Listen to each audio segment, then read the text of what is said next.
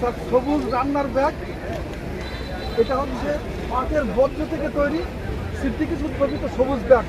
সবুজ এতে রান্না হবে, যে কোনো বয়েল করে এটার মধ্যে ঢুকাই দিব, বাকি রান্নাটা তো হয়ে যাবে এবং 8 থেকে 12 ঘন্টা খাবার গরম রাখা যাবে। এটা বাংলাদেশের একটা ব্যতিক্রম কৌশল।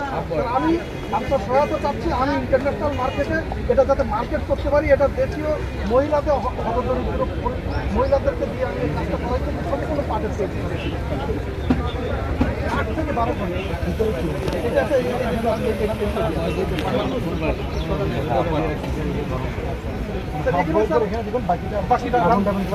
না, ওই হিটটা বাইরে যেতে দিবে না, এটা হচ্ছে গ্যাস, রাঁধুনিদের গায়ে গ্যাস আসে, সেই গ্যাসের হিটটা তাদের অনেক ক্ষতি হয়, সেটা বন্ধ করার জন্য স্যার একটা ব্যতিক্রম কৌশল করছি।